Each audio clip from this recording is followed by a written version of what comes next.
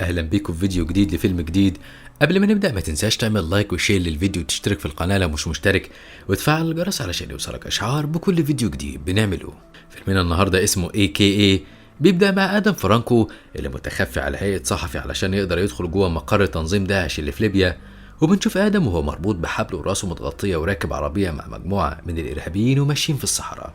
بيفضلوا ماشيين لغاية ما بيوصلوا المغارة، وبينزل الإرهابيين آدم بعنف وبيحطوه في قفص. وبعد ما بيحس آدم إن مفيش حد حواليه من الإرهابيين بينادي على السجين اللي جنبه، وبنكتشف إنها واحدة اسمها سونيا غوتيه. فبيطمنها آدم وبيقول لها إنه موجود هنا علشان يساعدها.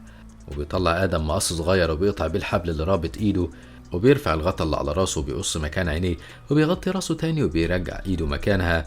وبنشوف واحد من الدواعش وهو جايب مية وبيفتح زنزانة آدم وبيسقيه، فبيستغل آدم الفرصة وبيضربه بالمقص في رقبته. وبياخد آدم منه المسدس وبيقتل كل اللي بيصادفه في وشه، وبياخد القنابل اليدوية من الجثث وبيفجر ويقتل كل اللي يشوفه. وفي السجن بيفوق واحد من الإرهابيين وبيمسك سونيا وبيرفع على راسها المسدس وبيهدد آدم إنه هيقتلها. لكن آدم بيرفع مسدسه وبيصوب على الإرهابي وبيقدر يقتله، فبتنهار سونيا على الأرض وبتفضل تشكر آدم. لكن آدم بيغدر بيها وبيقتلها، وبنكتشف إن مهمته هي تصفية الصحفية سونيا غوتيه مش إنقاذها. وفي فرنسا بيرن تليفون وزير الداخلية فبيقوم من مكانه، وبنكتشف إن رئيس المخابرات هو اللي بيرن لأنه جايله البيت. ولما بيوصل رئيس المخابرات بيكون وزير الداخلية فتح التلفزيون، وبنعرف إن في حادث إرهابي سبب في انفجار فندق، وإنه منفذ الهجوم إرهابي سوداني اسمه مختار الطيب بمساعدة زوجته أمينة. وبنعرف إن قوات الأمن اشتبكت مع مختار الطيب، لكن مش معروف الانفجار حدث قبل ولا بعد.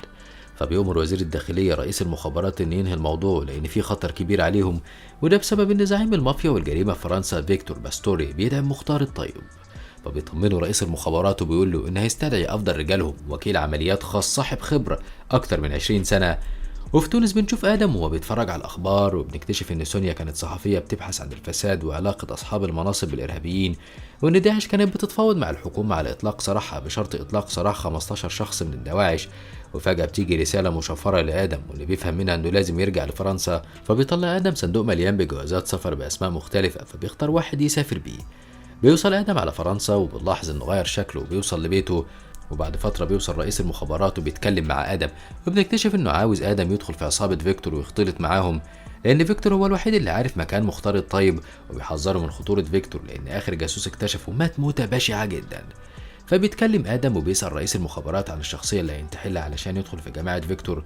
فبيرد عليه وزير الداخلية إنه يدخل بشخصيته الحقيقية، فبيتصدم آدم وبيفضل فترة ساكت لكن مش بيعترض.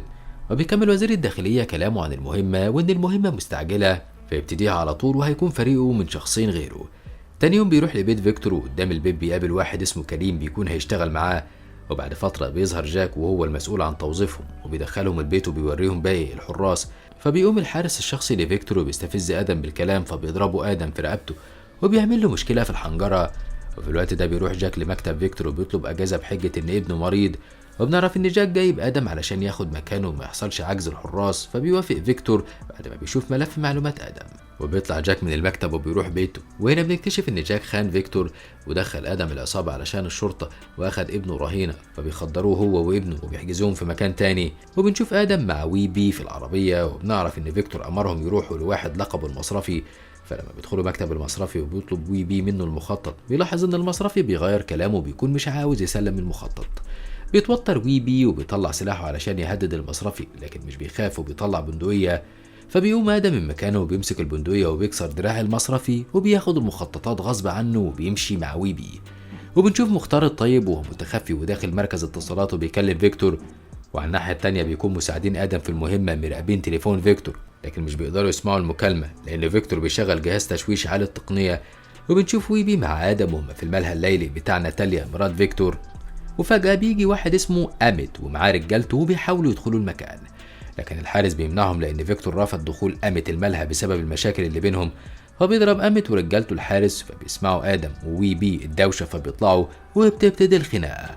هنا قوة آدم بتصدم الكل لأنه قدر يقضي على أغلب مجموعة أميت من غير مساعدة. وبيروح الحارس اللي اتضرب في الأول المستشفى، فبترجع ناتاليا مع آدم البيت وبتشكره وبتطلب منه إنه يوصل ابنها المدرسة. وبتدخل ناتاليا البيت وبتتخانق مع فيكتور لأنه بيمنع أميت ورجالته، وإنه المفروض يعامله عادي لأنه محتاج فلوس. لكن فيكتور بيرفض كلامها وبيعلى صوت الاتنين، وبينزل جوناثان ابنهم لكن بيتجاهلوه، فبيطلع بره البيت. وبيكون آدم واقف مستني بره البيت علشان يوصل جوناثان، لكن بتيجي هيلين بنت فيكتور وبتاخد جوناثان وبتقول لآدم تقريبا ناتاليا حصل لها حاجة في دماغها علشان تثق في واحد جديد وبتسيبه وبتمشي. وبعد فترة بيستدعي فيكتور آدم وبيشكره على مساعدة وي بي في المهم وناتاليا في البار، وفجأة بيغير كلامه وبيتكلم مع آدم عن تاريخه وبيفضل يسأله لغاية ما بيطمن من إجابته، وبيدي آدم الملف اللي فيه المعلومات. وبيمشي آدم وبيروح مدرسة جوناثان وبيلاقيه بيتعرض للتنمر بسبب شغل ناتاليا، فبيروح آدم لجوناثان وبيمنع الولد اللي بيتنمر عليه وبياخدوا العربية. لكن هيلين هنا بتيجي لأنها مش بتثق في آدم وبتكون عاوزة توصله لدرس القتال، فبيقول لها آدم إن هدوم جوناثان في العربية، فبتروح هيلين للعربية وبتلاقي الملف اللي فيه المعلومات عن آدم فبتاخده بالسر.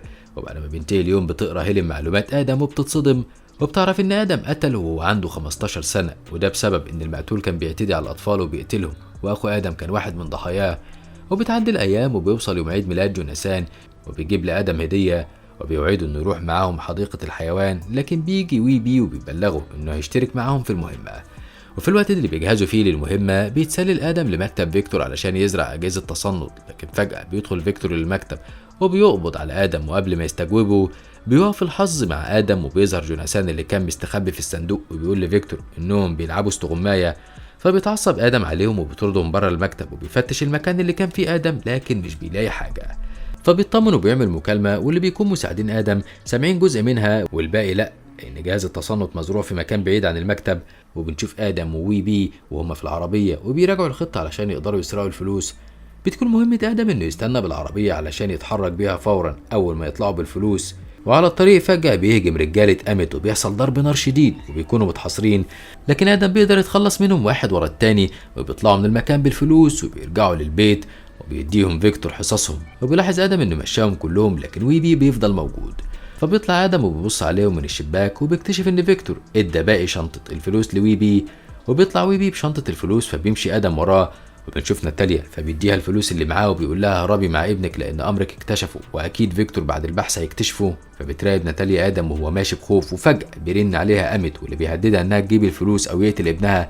وفي الوقت ده بتدخل هيلين من البوابة وهي مصابة فبتنهار ناتاليا وعند آدم اللي بيراقب وي بي وبيوصلوا لمركز اتصالات، وبيدخل وي بي وبيفضل آدم قاعد عند المدخل بالعربية.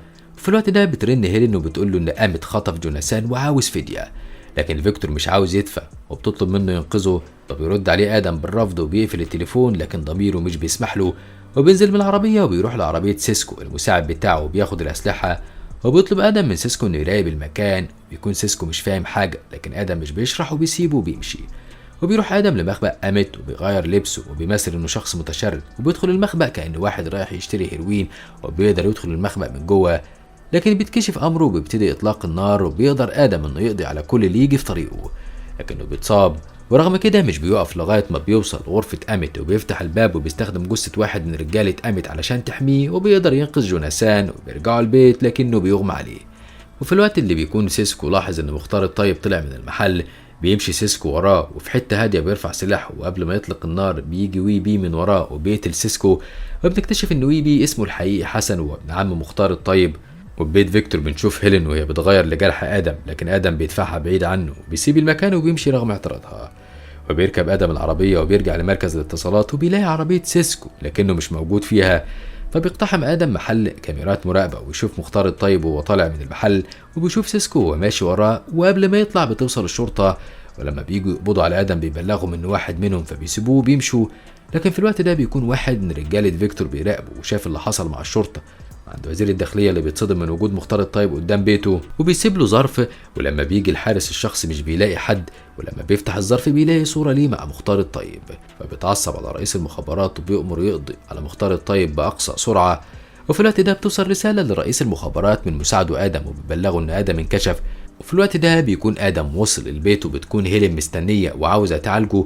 وبعد فترة بنشوف عربية فيها رجالة فيكتور تحت بيت آدم، فبتنزل مساعدة آدم من عربيتها وبتخدعهم وبتضرب عليهم نار وبتحاول ما تتصابش لكنها بتتجرح جرح خطير. وفي البيت بيقدر آدم إنه يحدد مكان مختار الطيب، فبيتحرك آدم وبيتصدم بجثة مساعدته قدام الباب لكنه مش بيقدر يعمل حاجة بسبب مهمة مختار الطيب. وبيوصل آدم لمكان مختار الطيب وبيكون معاه وي بي، فبيرفع عليه السلاح وبيصيب رجل مختار الطيب. ولما بيفحص آدم المكان بيلاحظ إنها مستشفى صغيرة، وبنعرف إن مختار الطيب كان ناشط سياسي بيحارب علشان بلده. وإنه في الثمانينات كان حليف لفرنسا، لكن فرنسا طمعت في بلده ولما اعترض عملوه إرهابي. وبنكتشف إن وزير الداخلية استدرج مختار الطيب وقال له تعالى هنتناقش عن الوضع في السودان ويساعدوه يلاقي حل، لكن وزير الداخلية خدوا على إخوانه واتقتلت مراته. وبنكتشف إن بنت مختار الطيب هي اللي موجودة على الفرشة، وقبل ما ياخدوا آدم قرر إذا كان هيساعد مختار الطيب أو لأ، وبيهجم عليهم من القوات الخاصة وبيقتلوا مختار الطيب. وبيساعد آدم ويبي إنه يطلع البنت من المكان، وبيخطط آدم وبيتبع ويبي التعليمات، وبيقدروا ياخدوا البنت رغم العدد الكبير من الجنود والرصاص اللي اتضرب والقنابل اللي اتفجرت. وفي الوقت ده بتقتحم الشرطة بيت آدم وبيقبضوا على هيلين اللي كانت قاعدة هناك. وبيت فيكتور بنكتشف إنه قتل ناتاليا بعد ما عرف إنها باعت المعلومات لأميت، ولما هجمت الشرطة على البيت مش بيقدر فيكتور إنه يقاوم وبيموت. وتاني يوم بتتنشر صورة وزير الداخلية مع مختار الطيب، فبيبان الصدمة على وشه. وبعد يومين بتطلع هيلين وبتكلم دار الرعاية اللي فيها جوناثان، لكن محدش بيرضى يخليها تكلمه. فبتركب الباص وهي حزينة وبيركب وراها واحد مشبوه، وقبل ما الباص يتحرك بيظهر آدم وهو معاه جوناثان، وبيركب آدم جنب الراجل المشبوه وبنكتشف إن معاه سكينة لكن آدم بيقضي عليه. وبكده يخلص فيلمنا وحكايتنا النهاردة. لو عجبكم ما تنسوش اللايك والشير للفيديو والاشتراك في القناة وتفعيل الجرس علشان يوصلكم مننا كل جديد.